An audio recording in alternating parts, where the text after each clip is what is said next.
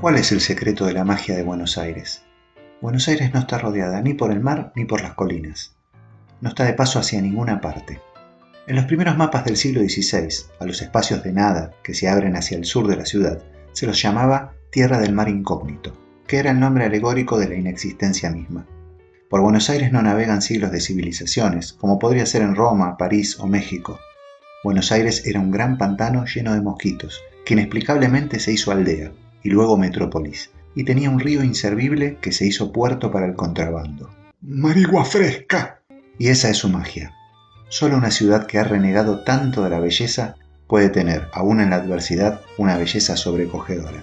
Su única belleza, entonces, es la que le atribuye la imaginación humana, que sabe ver los milagros donde a nuestra razón se le esconden.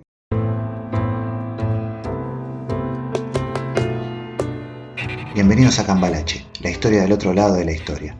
Un espacio para deconstruir la historia, sus olvidos y malos entendidos, sus personajes, su música y sus libros. Soy Gabo Merlino y podés seguir este podcast por todas las plataformas, los estrenos en el canal de YouTube y las novedades en mi Instagram @GaboMerlino. Si estás viajando, déjame acompañarte. Si estás en casa o en el trabajo, prepárate algo de tomar y escucha.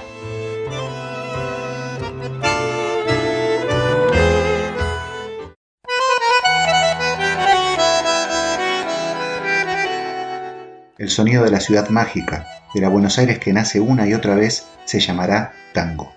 Es una música, una forma de poesía, un baile y un lenguaje.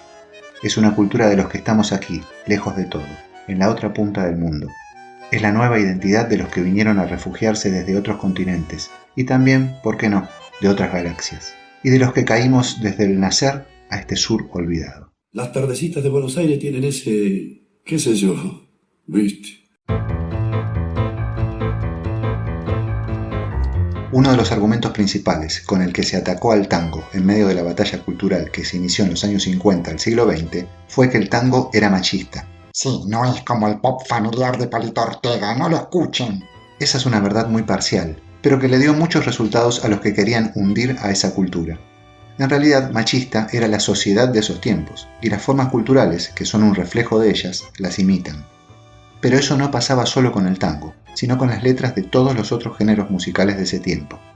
Y, es más, mientras se criticaba al tango, en el rock se encontraban paralelamente temas como Me gusta ese tajo, compuesto en 1972, donde se cosificaba a la mujer comparándola con una vagina, entre muchos otros. El mismo Luis Alberto Spinetta, quizás el más grande compositor de rock de Argentina, analizando muchos años después la letra de su canción Muchacha Ojos de Papel, renegaba del personaje masculino que él mismo había compuesto, por tratarse, según él, de un tipo que quería tomar el poder ante la mujer y despojarla de sus sentidos. Es algo machista, y después encima le afana un color. ¿Por qué, pobre piba? Es que la sociedad había evolucionado y todos nos estábamos deconstruyendo. Pero no era culpa del tango entonces. De hecho, ya en la década del 30 comenzaron a aparecer los primeros letristas de tango igualitarios. Personajes como Armando Tallini y Enrique Cadícamo dieron los primeros pasos en ese sentido, a partir de empezar en sus letras a responsabilizar a los hombres de la perdición de las mujeres, dejando de demonizarlas a estas como culpables de la decadencia de los personajes. Ya en la década del 40 llega la maduración en el tango, cuando escritores como José María Contursi componen tangos como Grisel, de 1942, y dicen frases como «Y con mis besos te aturdí, sin importarme que eras buena», hombre y mujer están ahora ante un mismo lugar de virtud y defecto ante la existencia. También se puede encontrar esta nueva mirada en otros poetas como Francisco Gorrindo, cuando en Paciencia, un tango de 1937, le dice a la mujer «Ninguno es culpable si es que hay alguna culpa», o cuando en Mala Suerte, de 1939, le acepta que ella lo deje, porque a él le gusta la joda y la noche, y el culpable y el responsable de ese fracaso es solamente él, aunque reconoce que no se arrepiente de sus actitudes. Tiene razón, yo no me arrepiento de nada. Bueno, pero quizás por lo menos pagaba. Vos me debes un montón de servicios, fachirulo. Eran otros tiempos, había más dinero en el país. En los tiempos actuales el tango sigue superando esas barreras. No solo las letras han dejado las temáticas machistas, sino que hoy se pueden encontrar compositores e intérpretes mujeres y hombres. Es una victoria más en la batalla cultural, aunque no tenga mucha prensa que digamos. El tango fue mutando con el tiempo, como la ciudad, como la vida, como el debe ser. desde aquellas canciones prostibularias y la danza entre hombres a las poesías infinitas y el baile de parejas. En 1910 entra en la música un instrumento desconocido y de sonido único que le cambiaría la cara para siempre, el bandoneón. En 1917 nace el tango canción. Por primera vez las letras contarían una historia y la música se haría más elaborada. El fenómeno evolutivo del arte se replica en toda Latinoamérica. Por ejemplo, en Brasil es también en 1917 que se graba el primer samba. ¡Qué casualidad! En Buenos Aires, el teatro fue fundamental para esta evolución. Gran parte de esas canciones se componían para obras teatrales y luego para el cine. Una mujer, Manolita Poli, canta en vivo Mi Noche Triste, el primer tango canción. Un hombre es el primero en grabarlo. Se llamaba Carlos Gardel. ¡Ay, qué papito! Él era, asimismo, el símbolo de otra evolución de esos tiempos, la de los cantores. La cultura había transitado desde los payadores, o sea, aquellos que improvisaban sus letras como los hip hoperos de hoy, a los cantores nacionales, que no era más que el paso de los payadores a un nivel superior. Es que cuando los payadores se tuvieron que mudar a la gran ciudad porque era el lugar que el sistema había elegido depositar el trabajo y la supervivencia digna, ¡La era del imperio! Tuvieron que perfeccionarse porque había competencia. Debieron estudiar canto, improvisar menos y cantar letras también de otros autores para diversificarse. Los máximos exponentes de esta nueva generación que empezó alrededor de 1910 fueron Ignacio Corsini y el propio Gardel, que se convirtió en el más grande cantor de todos los tiempos. Pero no conforme con eso, también se dedicó a componer. Eligió como compañero principal, entre otros que tuvo, a un periodista con el que casi se matan a trompadas el día que se conocieron. Es que Alfredo Lepera, así se llamaba, lo había criticado duro en el diario donde trabajaba. Pero pasaron los años y en un reencuentro en París, en la casa de un amigo en común, sellaron el pacto con el cielo y el infierno. En solamente 4 años, Gardel y Lepera hicieron una revolución. Entre 1931 y 1935 compusieron 28 canciones inolvidables y filmaron varias películas para la Paramount, que se hicieron famosas en todo Occidente y generaron fanatismos, al punto que los públicos de los diversos cines del continente exigían al operador que parase las cintas y repitiese la canción de turno 5, 6 y más veces. ¡Una más y no jodemos más! El día que me quieras, Volver, mi Buenos Aires querido, Por una cabeza, Cuando tú no estás y otras más se grabaron cientos de veces en cientos de idiomas en decenas de años consecutivos. Gardel y Lepera no tenían techo, estaban condenados al estrellato.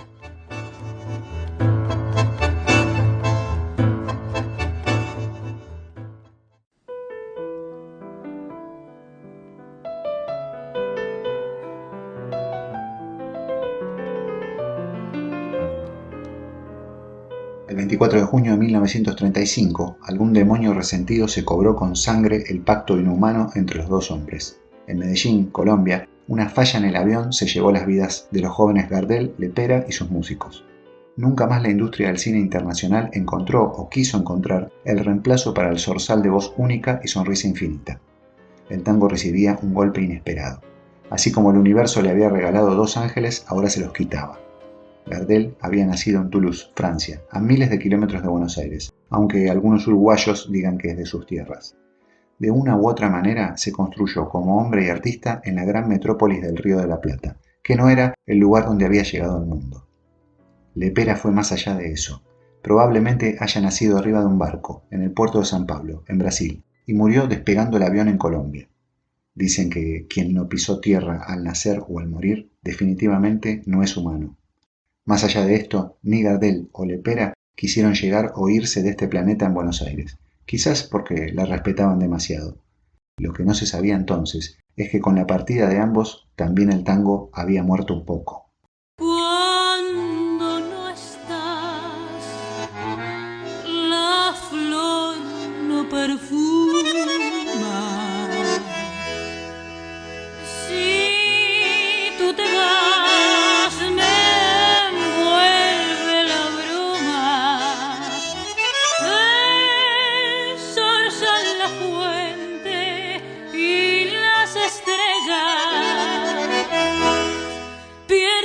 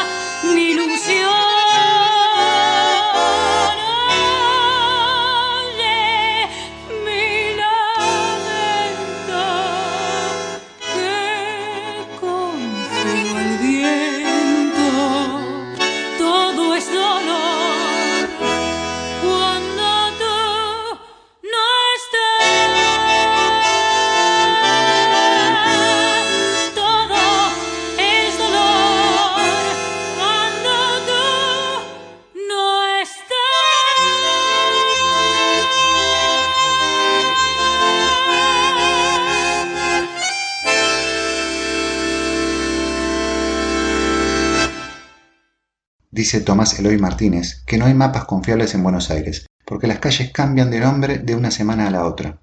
Lo que un mapa afirma, otro lo niega. Las direcciones orientan y al mismo tiempo desconciertan. Por miedo a perderse, alguna gente no se aleja sino a 10 o 12 manzanas de su casa en toda la vida.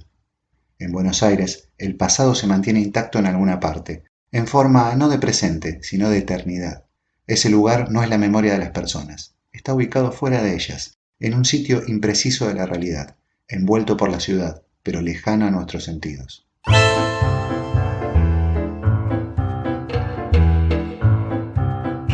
El secreto mejor guardado del éxito del tango y las músicas latinoamericanas a principios del siglo XX es algo que el sistema detesta: una organización sin jerarquías. Eso es cualquier cosa. Cada obrero necesita un patrón. Matilde, anda a cocinar. No puedo, Rodolfo, le estoy abriendo la puerta a tu jefe. Ah, señor Rosales, ¿qué necesita usted? ¿Desea usar mi cuerpo de alfombra?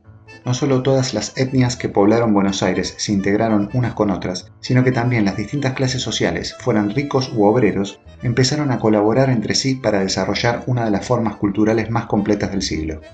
En el tango de esos tiempos se pueden encontrar compositores que venían de clases acomodadas, como Fresedo, Cobián o Delfino, otros que eran de clases humildes, como Bardi, Villoldo, Filiberto o Firpo, el primero que grabó nada más y nada menos que la comparsita, o maestros europeos que, sin integrarse a la cultura porque ya eran grandes, fueron los que formaron a las nuevas generaciones de argentinos que se dedicarían al tango. Todos se ayudaban con todos. El flautista Hernani Machi, por ejemplo, llevaba a la partitura las músicas que grandes compositores como Agustín Bardi o Eduardo Arolas no podían escribir. Uno ponía el conocimiento técnico, los otros su talento natural para componer. Sin el primero quizás hoy hubiéramos perdido esas músicas. Sin los segundos, el tango no sería lo que es hoy, una música interpretada en el mundo entero. Entonces, sin Chiquito Romero atajando los penales, Messi no hubiera jugado la final del 2014. Argentina venía viviendo también en esos tiempos una revolución educativa, encabezada desde mucho tiempo antes por figuras como Domingo Faustino Sarmiento y Juana Manso, entre otros. Por ejemplo, en 1884 se logró la ley que establecía el carácter obligatorio, estatal, laico y gratuito de la educación, lo que posibilitó el crecimiento cultural y la movilidad social de la población en general.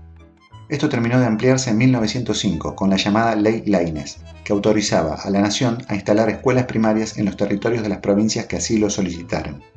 En ese periodo, la población escolar se duplicó, alcanzando al 70% de los niños hasta 13 años. Argentina fue, con el tiempo, el primer país latinoamericano en vencer a la analfabetización, y todo esto posibilitaba que, dentro de su forma cultural, el tango, aparecieran músicos y poetas de un nivel extraordinario que, a pesar de no venir de clases acomodadas, podían estudiar y destacarse. Se integró entonces, a través de estas generaciones del siglo XX, lo popular y lo culto, lográndose una forma artística inigualable, trabajando sin jerarquías, codo a codo unos con otros. Esa es la gran diferencia de las músicas de América con, por ejemplo, las músicas del este de Europa, folclores muy buenos que no pudieron lograr perdurar en el tiempo o evolucionar sin dejar de ser masivos. Lamentablemente, parecería ser que este tipo de fenómenos se manifiesta solo en tiempos de movimiento extremo, como lo era esa época de rebote de las injusticias de la segunda revolución industrial, y no en momentos como este, de relativa y confusa quietud.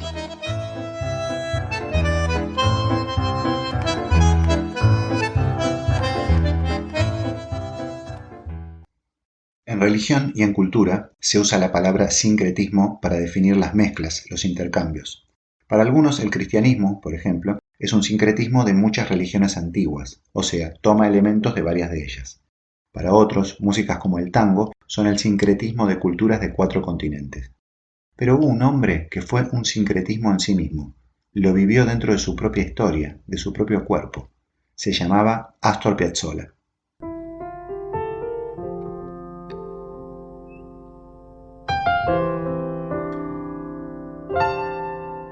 Astor nació en 1921 en Mar del Plata, una ciudad argentina. Se crió en Nueva York. En las vecinas sinagogas escuchó los ritmos judíos de influencia africana que inspirarían su música, pero eligió el bandoneón, un instrumento alemán del mundo del tango argentino, para ejecutarla. Estudió con Bela Bilda, un húngaro que había sido discípulo de un ruso, Rachmaninoff. Conoció a Gardel y casi mueren juntos en el avión colombiano, pero por suerte su padre, un italiano, no le permitió irse con él a ese viaje.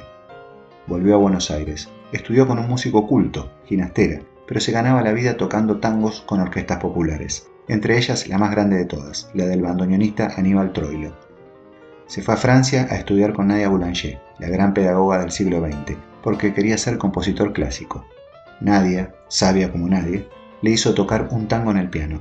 Astor tocó uno propio, Triunfal, y ella le dijo: olvídese de la música clásica, esto es lo suyo.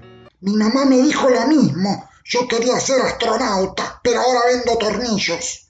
Después vivió en Puerto Rico, en Francia, en Italia. Fue y volvió de Buenos Aires millones de veces. Con ese cóctel, Astor hizo una revolución por la que hoy es endiosado, pero que en su tiempo le costó caro. Sus detractores lo acusaban directamente de asesino de la música. En el año 2000 fue el tercer músico más interpretado del mundo en los programas clásicos, detrás de dos nenes rudos, Bach y Beethoven. En el mundo popular se encuentran grupos que tocan su música hasta en el Tíbet.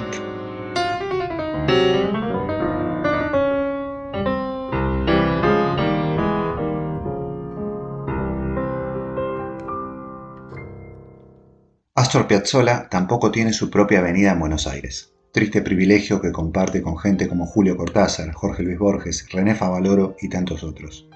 Casi todos nuestros presidentes le dan nombre a las calles principales de la ciudad que supieron destruir. Más allá de esto, del otro lado de la luna, en la merecida avenida Astor Piazzolla, se originó hace poco tiempo un interesante debate que continúa hasta ahora. Muchos dicen que su música, que es tan moderna aún hoy, en realidad no exista en el presente, y que es probable que Astor no haya nacido todavía, y que el hecho de que lo recordemos, de que aparezca en nuestras mentes, sea solo y simplemente un error en el espacio-tiempo. Yo prefiero pensar que el universo no se equivoca, y que la imagen de Astor Piazzolla es nada más que una alucinación colectiva. Para muchos especialistas, las alucinaciones no son menos realidad que alguna otra cosa, porque ¿qué nos hace pensar que lo que hacemos continuamente no es sino elegir una versión de múltiples realidades? Yo en la PlayStation a veces elijo Barcelona, otras Real Madrid. Todos vemos lo mismo, sí, pero todos le asignamos a eso que vemos una importancia, una naturaleza y un sentido diferentes. Y quizás, como dice el negro Dolina, todas las teorías del pensamiento no sean sino una polémica entre víctimas de alucinaciones diferentes. Para algunos orientales, la vista era el instrumento principal del engaño cósmico. El mundo no es como lo vemos. El ojo cambia los colores, las formas y los movimientos. El bello joven que seduce es quizás un monstruo horripilante. La anciana que lava la ropa en el río bien podría ser un dragón. El río tal vez es un arco iris y el arco iris un pájaro negro. Nuestra percepción sería entonces un sueño de falsas apariencias. Es por eso que hace cientos de años, heréticos del Japón tenían por costumbre arrancarse los ojos para no engañarse. Otros han señalado que lo que tal vez ellos creían que eran sus ojos eran otra cosa, imposible de sospechar. Mientras yo les transmito estos pensamientos, cada uno de ustedes percibe significados diferentes, y tal vez no me escuchan a mí, sino a un grillo, o al silbido del viento sobre las ramas de un árbol, o a un bandoneonista listo para tocar su próxima obra, un nuevo engaño de esa hermosa alucinación llamada Astor Piazzolla.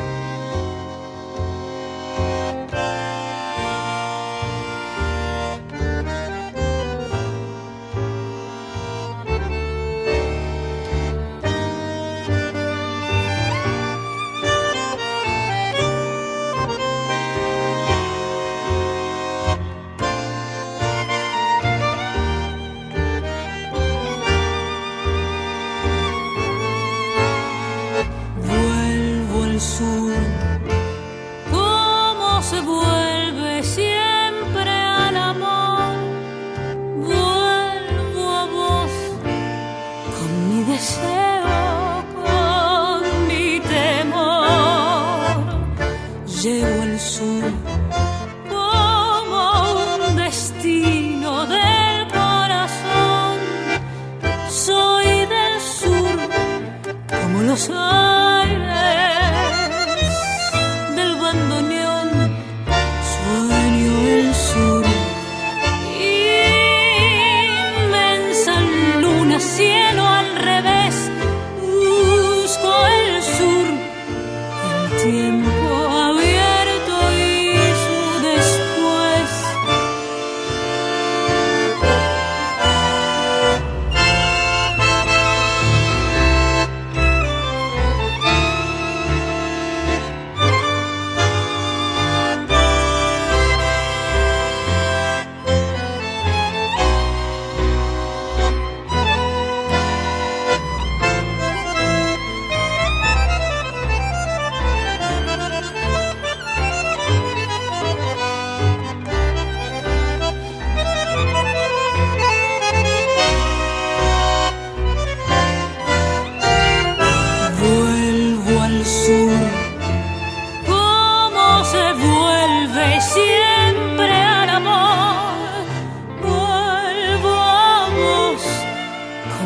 deseo con mi temor.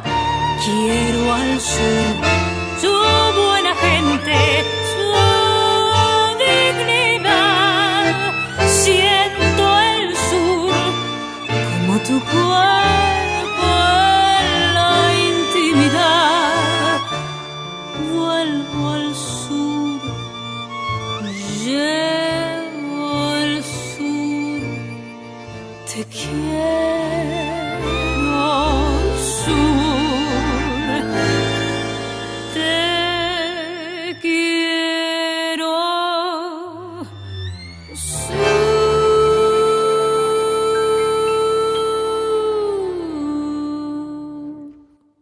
Los letristas de tango se le animaron a todo. No solo hablaron de amor o de política, sino también del sinsentido de la vida, de la lucha de clases, de Dios, del destino, de la angustia por el paso del tiempo o del absurdo. Algunos sostienen que la filosofía solo se dedica a responder los interrogantes y las teorías planteadas por 5 o 6 griegos hace más de 2000 años. Platón, Sócrates, Aristóteles, Heráclito, Pitágoras y alguno más. Aseguran que en todo este tiempo no hemos podido salir del sistema de pensamiento que esos tipos de túnica, que no conocían la electricidad ni las computadoras, pero que se le animaban a lo impensable, plantearon hace milenios. ¿Vos me estás diciendo que Sócrates no conocía la licuadora?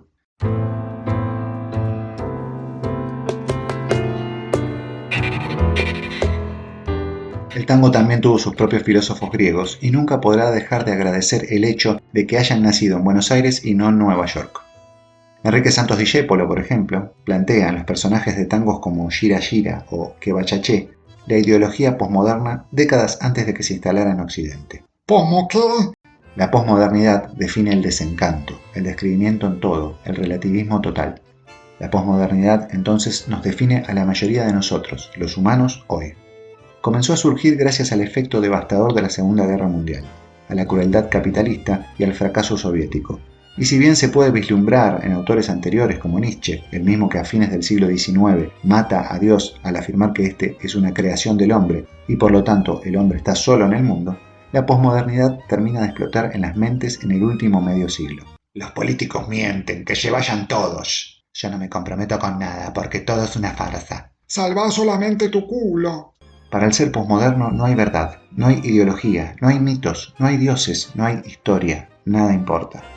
Esta vez no nos van a engatusar, dice, aunque como nada importa, por nada me preocupo y soy cada vez más ignorante. Mi ignorancia es mi debilidad y por allí la hegemonía de turno ataca y me domina. Pero, ¿qué más da? El pensamiento posmoderno puede tener un aspecto positivo en el sentido que busca evitar caer bajo las redes de fanatismos, relativizando todo. Pero a su vez el desinterés que promulga es muy nocivo para la educación y las culturas tradicionales de los países, que terminan cayendo en el desconocimiento. El ser posmoderno solo busca resolver sus necesidades y placeres de momento, convirtiéndose en un soldado del capitalismo voraz. Si nada tiene sentido, me voy a reventar la tarjeta de crédito. Y Discépolo, en los sufridos personajes de sus tangos, en las décadas del 20 y del 30, ya nos lo había avisado de manera genial. Pero, querido Discepolín, parece que no supimos escucharte.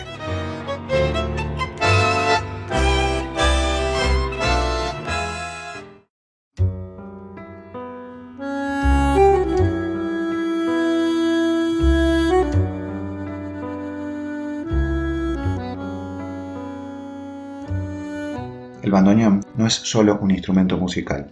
El bandoneón es un milagro. Es, por ejemplo, el único instrumento en haber sufrido 2 exilios político-culturales en la historia y en haber sobrevivido. Primero lo expulsaron los nazis, que en la década del 30 prohibieron los clubes de bandoneones alemanes por ser en su mayoría socialistas, e hicieron desaparecer al instrumento del país que lo había creado, algo para lo que terminaron de contribuir los soviéticos, quienes, después de la guerra, expropiaron las fábricas de bandoneones y las convirtieron, entre otras cosas, en fábricas de bombas de motores diésel.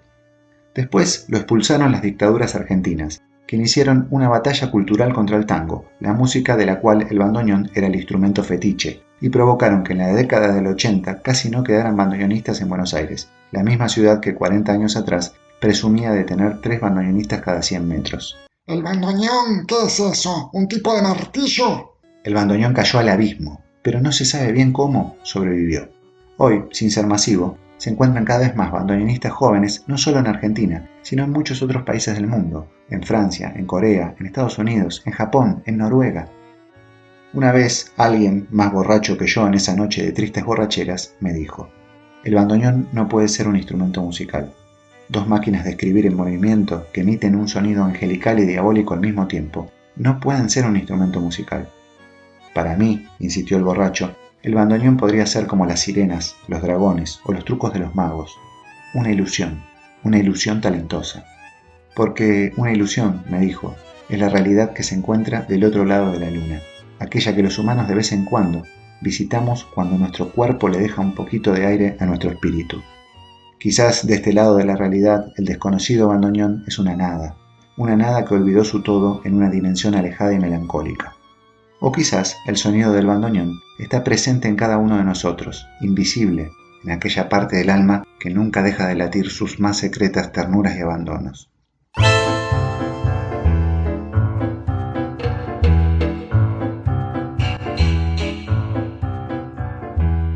Soy Gabo Merlino. Los espero en el próximo podcast de Cambalache, la historia del otro lado de la historia.